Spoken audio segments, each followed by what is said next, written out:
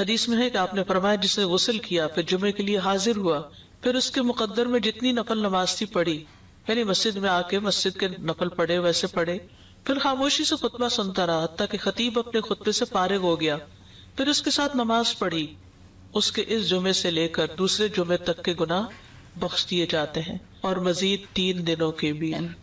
پر جلیس کا لفظ کوئی بھی جو ساتھ بیٹھ جائے، صرف دوست نہیں جو دلی دوست، کوئی بھی جو پاس بیٹھا ہو اس کی مثال ہے وہ۔ تو اس طرح جیسے ابھی اب دعائیں آپ کو سکھائی جائیں گی نئے لوگوں کو جو سیکھ چکے ہیں، اس میں بھی ہم یہ دعا مانگتے ہیں نا کہ ورزقنی تلاوتہ آناء اللیل وآناء النہار، مجھے اس کی تلاوت کی توفیق عطا کر رات کی گھڑیوں میں اور دن کی گھڑیوں میں۔ یعنی جب آپ قرآن آپ کو یاد ہو جاتا ہے تو پھر کیا ہوتا ہے، کھڑے چلتے بیٹھتے اٹھتے پھرتے آپ کچھ نہ کچھ یاد کر لیتے ہیں۔ پھر اس کو یاد رکھنے کا طریقہ یہ ہے کہ نمازوں میں آپ اس کو پڑھیں، اور جس کے لیے یہاں بات ہو رہی ہے کہ نماز کے اندر اس کو دہرایا جائے، اور اس میں یہ کہ جیسے زہر کی نماز کے لیے ایک صورت رکھ لیں، ایک عصر کے لیے رکھ لیں، پھر مغرب کے لیے، اور اس طرح آپ کی نماز میں کنسنٹریشن خود بخود آنے لگے گی جب قرآن ورائٹی کے ساتھ آپ پڑھیں۔ اور اگر کل اللہ پہ صرف زور رہا، اس کو آپ بے شک شامل کریں اپنی آواز میں، جیسے ایک صحابی تھے وہ ہر نماز کی ہر رکعت میں ہر اور تلاوت کے ساتھ کل اللہ ضرور پڑھتے تھے۔ تو کسی نے حضور سے شکایت کر دی صلی اللہ علیہ وسلم، تو آپ نے اس سے پوچھا تو کہا مجھے اس سورت سے بڑی محبت ہے، تو آپ صلی اللہ علیہ وسلم نے فرمایا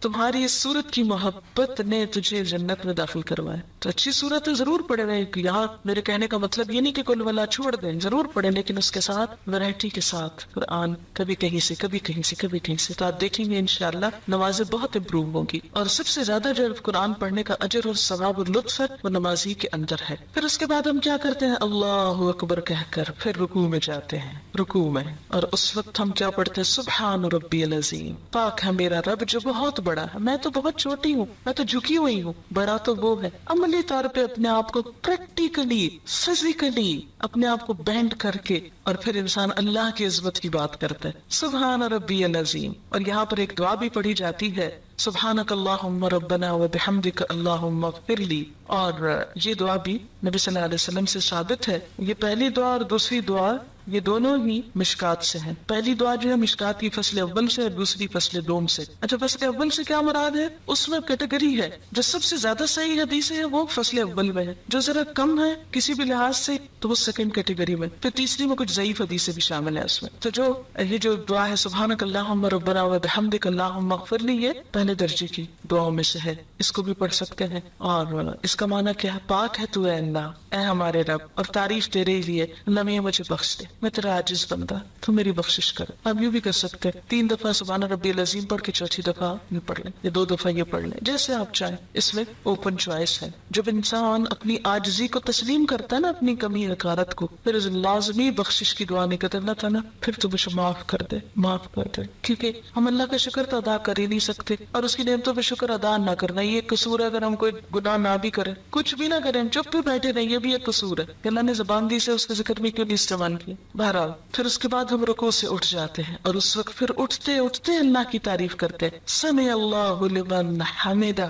ربنا ولک الحمد حمدا کثیرا طیبا مبارکا فیہ۔ سن لیا اللہ نے جس نے اس کی تعریف کی، جس نے اللہ کی تعریف کی، اللہ نے اس کی بات سن لی۔ اب دیکھیں کہ جب آپ کو یقین ہو کہ کسی نے آپ کی بات سن لی، بات پہنچ گئی، کتنا لطف آتا ہے اس چیز میں۔ سن لی، کوئی کسی کی بات نہ سنے، کیسا نہ، آپ کسی سے بات کرنا چاہو وہ سنے نہ، آگے سے میں نہیں سننا چاہتا، جو یہاں سے کتنا برا لگتا ہے۔ تو سمع اللہ لمن حمدہ، اللہ اتنا پیارا ہے کہ جو اس کی تعریف کرتا ہے وہ اس کی بات سن لیتا ہے، چپکے سے بھی کہتے ہیں نا، دل میں وہ بھی سن لیتا ہے۔ سمع اللہ ربنا، اے ہمارے رب، ولک الحمد، تعریف تیرے ہی لیے ہے، پھر تعریف، اور کیسی تعریف، حمدن کثیرن، بہت زیادہ تعریف، طیبن، پاکیزہ تعریف، اچھی تعریف، مبارکن فی، بابرکت۔ یہ جو دعا پڑھی ہے میں نے آخر میں، یہ بھی فصل اول کی دعا میں سے مشکات کی۔ یہ جو دعا حدیث میں آتا ہے کہ نبی صلی اللہ علیہ وسلم نماز پڑھا رہے تھے کہ سلام پھیرنے کے بعد آپ نے پوچھا کس نے یہ دعا پڑھی ہے، کسی شخص نے پیچھے سے محبت میں آ کے یہ پڑھی تھی۔ آپ نے فرمایا میں نے 30 سے زیادہ فرشتوں کو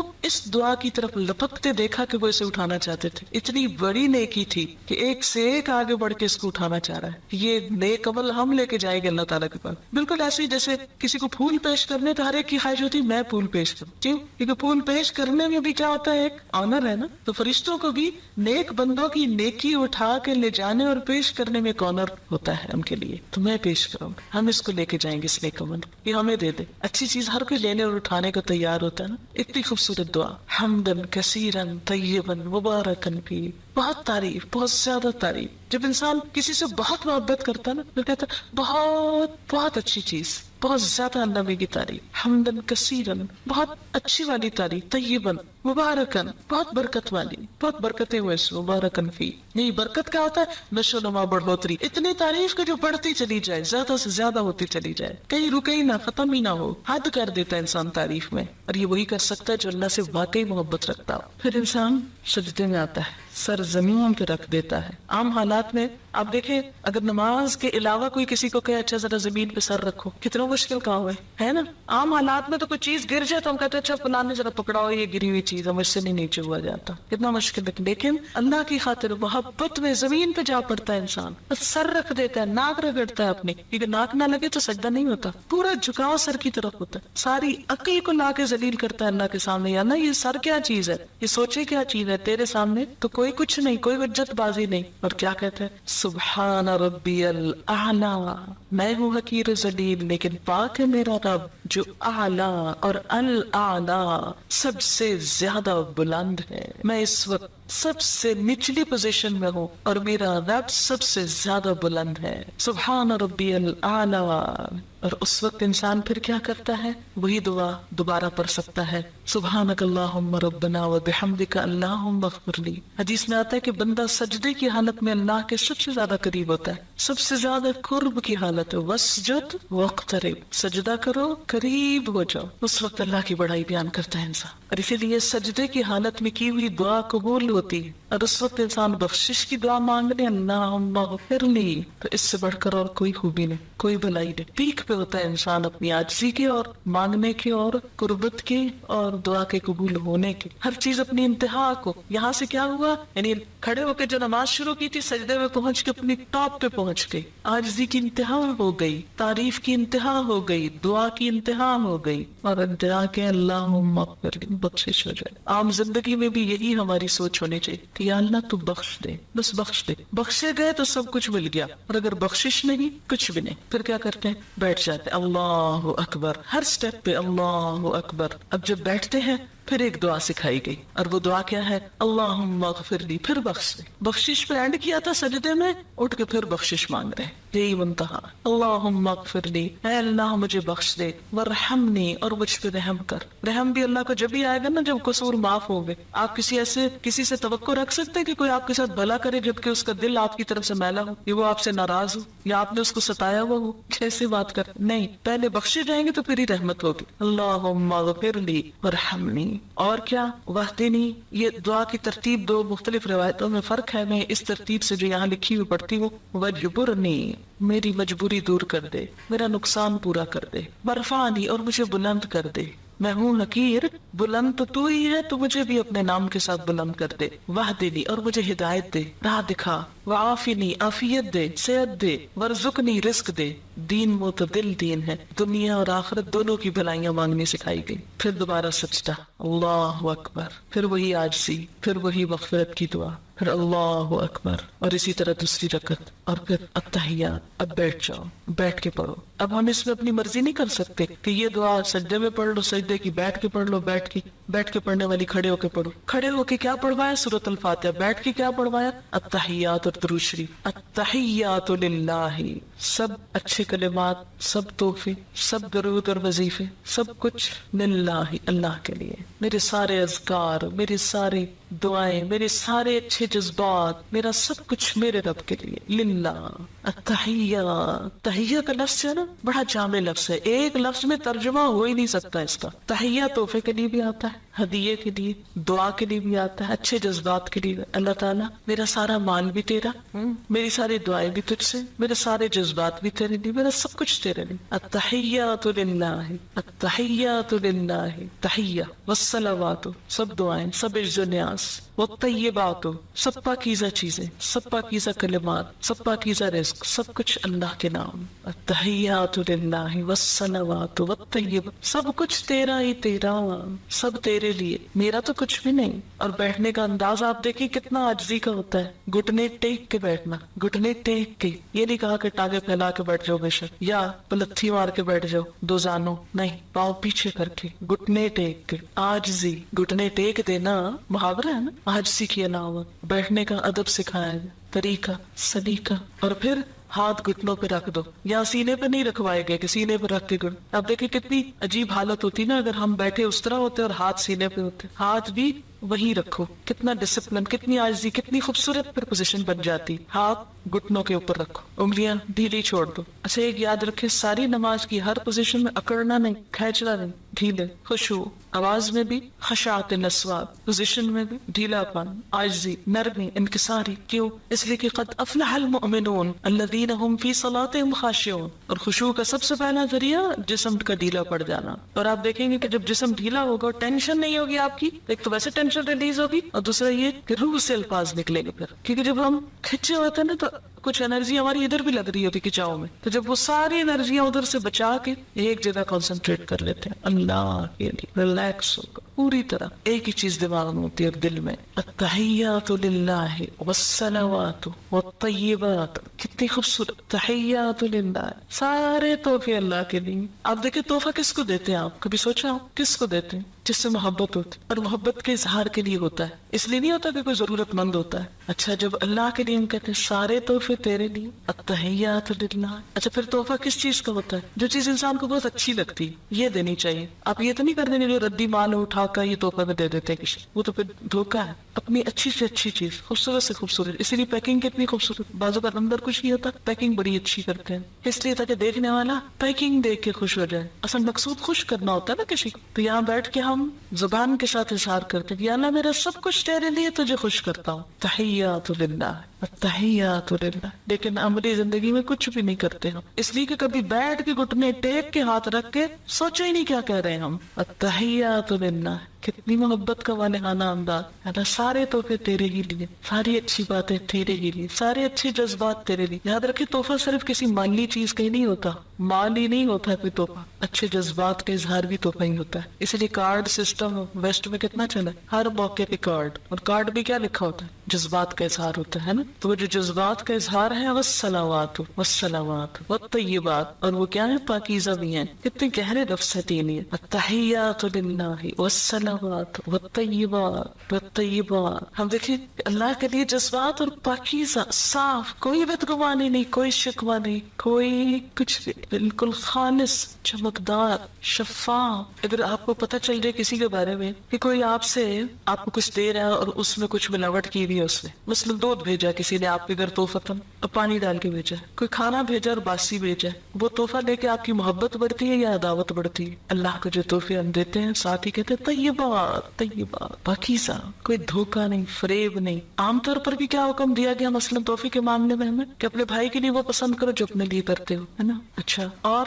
دوسری طرف اللہ تعالیٰ کے لیے بھی کیا پسند کر. اچھا تو تحفے بھی تو اور زیادہ ہو جاتا ہے نا کہ جو اپنے لیے پسند ہے وہ دوسرے کے لیے پسند کرو. لیکن ہم انسانوں کے ساتھ تو دھوکے کا معاملے کر جاتے ہیں, اللہ کے ساتھ نہیں کر سکیں گے. اس لیے احساس دلایا گیا کہ کیا کرو, التحیات للہ والصلوات والطیبات. اور پھر اللہ کے بعد رسول اللہ صلی اللہ علیہ وسلم کا حق بھی, کیونکہ یہ سب کچھ پہنچایا تو انہوں نے, ملا تو ان کے ذریعے, اگرچہ اللہ کا دیا ہوا لیکن رسول اللہ صلی اللہ علیہ وسلم کے ذریعے. ان کی کوششوں اور ان کی محنت اور ان کے حسن سلوک اور ان کے احسان کو بھی بلایا نہیں گیا. نماز میں آپ کا نام شامل کر دیا گیا, السلام علیکہ ایھا النبی, اے نبی صلی اللہ علیہ وسلم آپ پر سلامتی ہو, آپ سلامت رہیں, سلامتی کی سلام آپ پر سلام. ہماری طرف سے آپ کو کوئی تکلیف نہ پہنچے, ہم کوئی ایسے برے عمل نہ کرے کہ قیامت کے دن آپ کو شرمندگی ہو. یہ صرف سلام ایسے نہیں کہ ہم جھوم جھوم کے ہم بڑے بڑے دعوے کریں. سلام کیا ہوتا ہے؟ ہماری طرف سے آپ سلامت رہے, ہماری طرف سے آپ کو دکھ نہ پہنچے, اور آپ کے دین کا جو حال حشر ہم کر رہے ہیں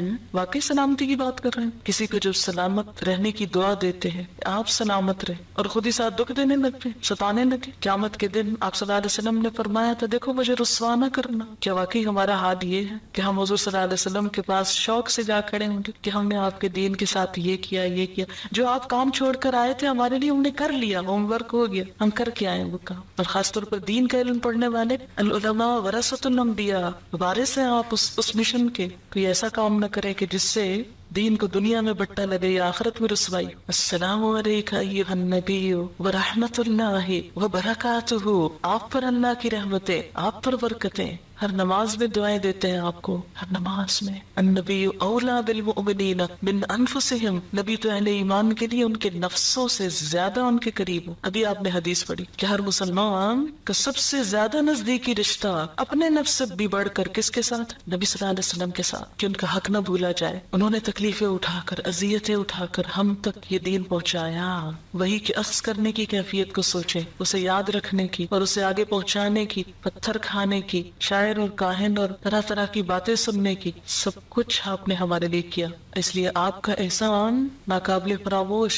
اور اس احسان کے لیے اگر اس دور میں تو ہوتا تو زیادہ زیادہ کیا ہوتا. جو صحابہ کرام تھے وہ جواب میں آپ کو جا کے کوئی چیز دے آتے کہ جی آپ نے ہم تو بڑا احسان کیا، ہم بھی آپ کے ساتھ بھلا کر رہے ہیں. وہ تو آپ کی پھر زندگی تک کے لیے ہوتا نا. بعد کے لوگوں کے لیے کیا ہوتا، میرے آپ جیسوں کے لیے کیا ہوتا. ہم کیا کرتے. کتنا اللہ نے ہم پہ رحم کیا کہ ہمیں یہ دعا سکھا دی کہ دعا دے کے بھی ہم کچھ نہ کچھ اس احسان کا بدلہ دے سکتے ہیں. کہ آپ پر سلامتی ہو، آپ پر اللہ کی رحمت ہو، آپ پہ برکتیں ہو. اور پھر السلام علینا، ہم پر بھی سلامتی ہو. اللہ ہم کو بھی ہر شر سے محفوظ رکھے. وعلی عباد اللہ الصالحین. اور اس موقع پہ سب اللہ کے نیک بندوں کو شامل کر لیا دعا میں. یہ ہے اللہ کی رحمت کہ کسی بھی محسن کا حق مارا نہ جائے، کسی بھی نیک بندے کا. یعنی اللہ کے جتنے نیک بزرگ اولیاء جو ان کو نام دے، جو بھی کوئی گزرا آج تک، صالح عباد اللہ الصالحین، کسی بھی دور میں سب کے لیے دعائیں. کتنی وسعت آتی ہے مومن کے دل میں. سب کے لیے دعائیں. اشہد ان لا الہ الا اللہ واشہد ان محمدا عبدہ ورسولہ. پھر کلمہ پڑھتا ہے شہادت انسان. میں گواہی دیتا ہوں کہ اللہ کے سوا کوئی عبادت کے لائق نہیں، اور میں گواہی دیتا ہوں کہ محمد رسول اللہ اللہ کے بندے اور اس کے رسول ہیں. تو میرے رہنما و ہادی و برحق محمد رسول اللہ ہیں. پھر درود شریف پڑھا جاتا ہے خاص طور پر. پھر درود شریف ایک دفعہ سے جیسے حق نہیں ادا ہوا، ابھی کچھ اور. اللہم صلی علی محمد، اے اللہ رحم و کرم فرما محمد صلی اللہ علیہ وسلم پر،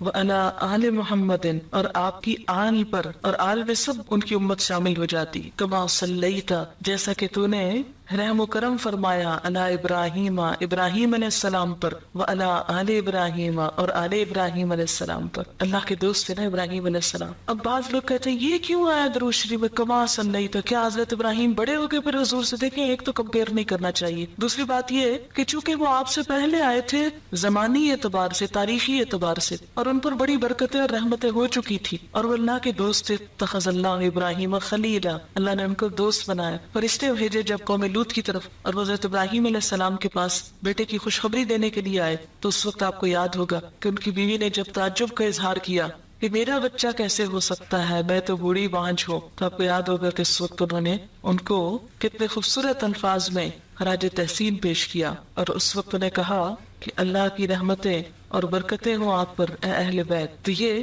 اللہ تعالیٰ نے حضرت ابراہیم علیہ السلام کے احسانات کے بدلے میں ان کو اتنا بڑا مقام دیا. اور چونکہ اس سے پہلے ان کو دیا جا چکا تھا، اس لیے اس کا بطور مثال ذکر کیا گیا. کما کا مثال کے لیے آتا ہے، جیسے پہلے ہو چکا ایسے ہی اب آپ محمد صلی اللہ علیہ وسلم کے ساتھ بھی کریں. اور پھر انک حمید مجید، بے شک آپ تعریف کے لائق ہیں، بزرگ ہیں. بیچ بیچ میں اللہ کی تعریف بھی. اللہم بارک علی محمد، اے اللہ برکتیں بھیج محمد صلی اللہ علیہ وسلم پر، وعلی آل محمد، اور آل محمد پر، کما بارکت علی ابراہیم وعلی آل ابراہیم، جیسے آپ نے برکت بھیجی ابراہیم اور آل ابراہیم پر. انک حمید مجید، بے شک آپ تعریف والے ہیں، بزرگ ہیں. اور پھر تشہد کی آخری دعا. اور یہ بھی دعائیں کئی ایک ہیں، شاید 12-13 دعائیں ثابت ہیں. ہم عموماً رب اجعلنی مقیم الصلاۃ ومن ذریتی ربنا تقبل دعا ربنا اغفر لی ولوالدی وللمؤمنین یوم یقوم الحساب. یہ ابراہیم علیہ السلام کی دعا جو سورۃ ابراہیم میں آتی ہے ہم پڑھتے ہیں. لیکن نبی صلی اللہ علیہ وسلم سے اور دعائیں بھی ثابت ہیں. مثلا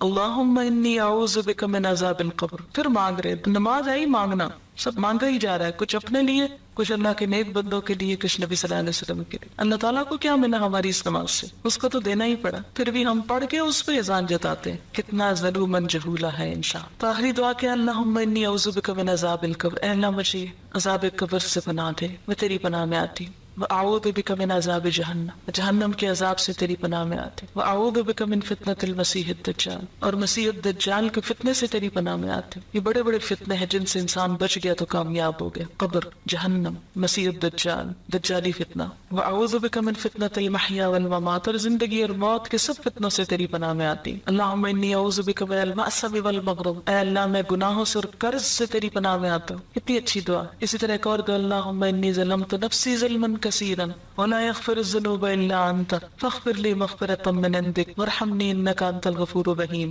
الہی میں نے ظلم کیا اپنی جان پر، ظلم بہت زیادہ، اور نہیں کو بخش سکتا گناہوں کو سوائے آپ کے، تو مجھے خاص بخشش سے نواز. فاغفر لی مغفرۃ من عندک وارحمنی اور مجھ پہ رحم کر دے. انک انت الغفور الرحیم بے شک تو غفور الرحیم ہے. اس کے بعد انسان کیا کرتا ہے؟ بخشش کروا کے سلام پھرتا. السلام علیکم ورحمۃ اللہ، السلام علیکم ورحمۃ اللہ. پوری دنیا کو سلامتی کا پیغام سناتا ہے کہ میں مسلمان ہوں، اسلام پیس ہے اور میری زبان اور ہاتھ سے سب محفوظ رہیں گے. جو ہی نماز پڑھ چکتا ہے انسان تو پھر اس وقت مصنون دعاؤں میں کیا آتا ہے کہ سب سے پہلے بلند آواز سے آپ صلی اللہ علیہ وسلم پڑھا کرتے تھے اللہ اکبر. ابتدا بھی اللہ اکبر سے، انتہا ہو چکی تو بھی اللہ اکبر، اور 3 دفعہ کہتے تھے استغفر اللہ استغفر اللہ استغفر. یہ پوری نماز کی 2 ہی بڑی باتیں ہیں، اللہ کی بڑائی اور اپنے گناہوں کی بخشش. اللہم انت السلام ومنک السلام تبارکت یا ذا الجلال والاکرام. اے اللہ آپ سلامتی والے اور آپ ہی کی طرف سے سلامتی ہوتی، آپ بابرکت ہیں اے بزرگی اور عزت والے رب. کیوں؟ اس لیے کہ اگر نماز کے بعد فوراً جا نماز لپیٹ کے اٹھ جائے تو آپ کو یوں لگے گا جیسے کچھ پورا نہیں ہوا، رہ گیا. اس لیے وہ چونکہ پورے پیک پہ انسان پہنچ چکا تھا نا، تو ایک دم اس سے باہر آ کر دنیا میں رل مل جانا اتنا ممکن نہیں ہوتا. تو اس کیفیت کو آہستہ آہستہ آہستہ آہستہ نارمل کیا گیا ہے. نماز شروع ہوتی وضو کے ساتھ، تیاری، پریپریشن کہ اللہ کے پاس جا رہے، ملاقات، اور اس بات کا احساس کہ اللہ کے پاس ایک دن قیامت کے دن اسی طرح آ کے ملنا ہے. 5 دفعہ تجربہ کروایا جاتا ہے دن میں اللہ کے سامنے کھڑے ہونے کا، اور سب کچھ چھڑوا دینے کا. حشر کے میدان میں بھی سب کچھ چھوٹ جائے گا اور ایک اللہ کے سامنے جا کے کھڑا ہونا ہوگا. وہ کیفیت کیا ہوگی؟ صرف ایک دفعہ اگر کبھی سوچ لینا نماز میں، سب مستی اور کسبل نکل جائے اور پوری خشوع آ جائے نماز کے اندر کہ قیامت کے دن بھی ایسے ہی اللہ کے سامنے کھڑا ہونا. آج بھی کھڑا ہوں، کیسے کھڑا ہوں؟ اللہ کے سامنے کھڑا ہوں، یہ اللہ کے سامنے کھڑے ہونا ہے. اور پھر جس وضو کے ساتھ تیاری کر کے نماز میں گئے، پھر نماز پڑھ کر بھی جس طرح قرآن میں آتا ہے فسبح وادبار السجود، سجدوں کے بعد بھی رب کی تسبیح کرو. لہٰذا کیا پڑھتے؟ 33 دفعہ سبحان اللہ، 33 دفعہ الحمدللہ، 34 مرتبہ اللہ اکبر. اور اس کا اتنا اجر اور ثواب ہے کہ اگر آپ وقت دیکھیں تو 1.5 منٹ ہے صرف، لیکن اگر آپ اجر دیکھیں تو بے حد و حساب. اتنا اجر ہے کہ ایک دفعہ نبی صلی اللہ علیہ وسلم کے پاس کچھ لوگ آئے اور پوچھنے لگے اللہ کے رسول صلی اللہ علیہ وسلم، ہمارے کچھ دوست ہیں جو بڑے امیر ہیں، وہ صدقہ کرتے ہیں، ثواب پا لیتے ہیں، ہمارے پاس ہم غریب لوگ ہیں، ہمیں بھی کچھ بتائیں کہ ہم ان کا ثواب پا لیں. آپ نے فرمایا کہ تم ہر نماز کے بعد 33 دفعہ سبحان اللہ الحمدللہ اللہ اکبر پڑھو تو تم کیا کرو گے؟ ان کے برابر ہو جاؤ گے. بڑے بڑے صدقہ، جہاد اور کیا کچھ کرنے والوں ان کو بھی پتہ چل گیا. پھر وہ آگے یا رسول اللہ صلی اللہ علیہ وسلم، وہ بھی یہ کرنے لگے. پھر وہ آگے نکل گئے تو آپ نے فرمایا اللہ کا فضل ہے جسے چاہے دے. 1.5 منٹ کے اندر آپ اتنا بڑا اجر کماتے، گویا آپ نے ڈھیروں مال صدقہ کر دیے جو ویسے ممکن نہیں. تو اس لیے پابندی کے ساتھ کوشش کریں اس کو پڑھنے کی، اور گھڑی دیکھنے آپ کا کوئی بڑا وقت نہیں لگے گا. یہ صرف شیطان کا بلاوا ہوتا ہے کہ انسان یہ نیکی نہ کرے اور اتنا بڑا اجر نہ کمائے. شیطان کا بلاوا ہوتا ہے یہ. لہٰذا وہ کہتے ہیں وہ دیکھو وہ کام، وہ دیکھو وہ کام، وہ بھی ہے وہ بھی ہے، وہ چھوڑو پھر کر لینا، چلتے پھرتے کر لو، اٹھو اٹھو یہاں سے. کیونکہ نماز کے بعد اللہ کی رحمت متوجہ ہوتی ہے، دعا مانگنے کا وقت ہوتا ہے. کچھ اور جو ہم عربی میں نماز کے اندر نہیں مانگ سکے اب باہر مانگ رہے ہیں، لیکن شیطان کہتا ہے کسی طرح نہ ہی مانگے تو اچھا، محروم ہی اٹھ جائے. اس لیے آپ دیکھیں گے کہ وہ وقت بڑا تلخ اور سخت ہوتا ہے اور اکثر لوگ برغلا لیے جاتے ہیں. اسی لیے فرض نماز کے بعد جو آیت الکرسی ہے اس کا بھی بڑا اجر ہے کہ جو پڑھے گا وہ اس کے بعد فوت ہو جائے سیدھا جنت میں. لیکن آپ نے فرمایا یہ صرف انبیاء، صدیق اور شہیدوں کو یہ صفت ملتی ہے، ہر کوئی نہیں اس کی پابندی کر سکتا. کیوں؟ کیونکہ ہر بات جو نماز میں یاد آنی ہوتی. پھر ہوتا ہے نماز پڑھی جلدی جلدی وہ بلا کے آرڈر کر دے سب کو جو جو کچھ کہنا ہے، پھر بولنا شروع کر دیتے. لہٰذا تھوڑا سا اور صبر. وہاں تو فرض تھا چپ رہنا، اب کیا ہے نفل ہے چپ رہنا. ہم کہتے ہیں یہ کون سی مجبوری ہے، پابندی ہے، اب تو بول لو خیر ہے، بول لیں، لیکن وہ نماز کی پوری ڈوز نہیں آئے گی، وہ پوری کیفیت نہیں تاری ہوگی. اس لیے تھوڑا سا صبر اور، لیکن یہ آپ کا بائی چوائس ہے، اب آپ کی مرضی ہے آپ صبر کریں یا نہ کریں. لیکن جو کر جائے وہ اب وہ وقت ہے پھل توڑنے کا، اب وہ وقت ہے نتیجہ لینے کا، دعا مانگنے کا. اس وقت میں اگر آپ گئے تو گئے, چھوٹ گیا تو رہ گیا. پھر اس کے بعد یعنی آیت الکرسی پڑھ لیا آپ نے 33 دفعہ, یہ سبحان اللہ الحمدللہ کہہ دیا. پھر مصنون ذکر ہیں کچھ جو نبی صلی اللہ علیہ وسلم سے ثابت ہے نماز کے بعد کرنے کو, اور وہ ہے رب اعنی علی ذکرک و شکرک و حسن عبادتک. اے اللہ مجھے مدد دے کہ میں آپ کو یاد کر سکوں, آپ کو شکر ادا کر سکوں, آپ کی خوبصورت عبادت کر سکوں. نماز پڑھ چکا ہے, پھر دعا اللہ توفیق دینا پھر بھی لوٹ کے آؤں. ایسا نہ ہوگا کہ نماز میں سو جاؤں یا بھول جاؤں یا دل ہی نہ چاہے. آپ دیکھیں کہ اگر ہر نماز کے بعد انسان یہ دعا مانگ لیتا ہے تو ایک طرف سے اپنے آپ کو پھر باندھ لیتا ہے یہ نماز کو, ورنہ ایک پڑھے گا اور ایک چھوڑ دے گا, ایک پڑھے گا قضا کر جائے گا. تو اس طرح انسان چھوڑ نہیں سکتا. اسی لیے کتنی باحکمت دعا اس موقع پہ سکھائی گئی, رب اعنی, اے اللہ تو نے میری مدد کرنی ہے, اللہ ذکر کا کہ پھر تیرا ذکر کروں, شکر کا اور تیرا شکر گزار بندہ بن کے رہوں, حسن عبادت اس سے بھی اچھی عبادت کروں. کیونکہ اس وقت انسان کو فیل ہوتا ہے اچھا میں نے اتنی اچھی نہیں نماز پڑھی, کو بہت سیٹسفیکشن نہیں ہوتی. پھر انسان کو کہا سیٹسفائی ہو جاؤ, مانگو اللہ سے اللہ اور اچھی عبادت کی توفیق. پھر لا الہ الا اللہ وحدہ لا شریک لہ لہ الملک و لہ الحمد وہو علی کل شیء قدیر. اللہم لا مانع لما اعطیت ولا معطی لما منعت. بس تجھ سے مانگتا ہوں, کوئی روک نہیں سکتا اگر تو نے دے دیا, اور کوئی دے نہیں سکتا اگر تو نے روک دیا. سب سے بے نیاز, سب سے کٹ کر صرف تجھ سے. ولا ينفع ذا الجد منک الجد, اور نہیں فائدہ دے سکتی کسی دولت مند کو آپ کے عذاب سے دولت. کوئی دولت مند آپ کے عذاب سے اپنی دولت کی وجہ سے نہیں بچ سکتا, کیونکہ انسان پھر اٹھ کے دولت دنیا اور مال کی طرف راغب ہو جاتا ہے. گھر بار بچے ہر چیز پھر یاد آنے لگتے, اچھا یہ سنبھالنا ہے, وہ کرنا ہے, وہ دیکھو انڈیا جلی گئی, دودھ ابل گیا, شیشہ ٹوٹ گیا, یہ ہو گیا, وہ چیزیں آنی جانی, ان چیزوں میں نہیں بچانا اللہ کے ہاں. لہٰذا پھر یاد دہانی کرا کے دنیا میں بھیجا گیا. ایک اور دعا, لا الہ الا اللہ وحدہ لا شریک لہ لہ الملک و لہ الحمد وہو علی کل شیء قدیر. لا حول ولا قوۃ الا باللہ. یہ جو کچھ بھی کیا اللہ کی قوت اور طاقت سے.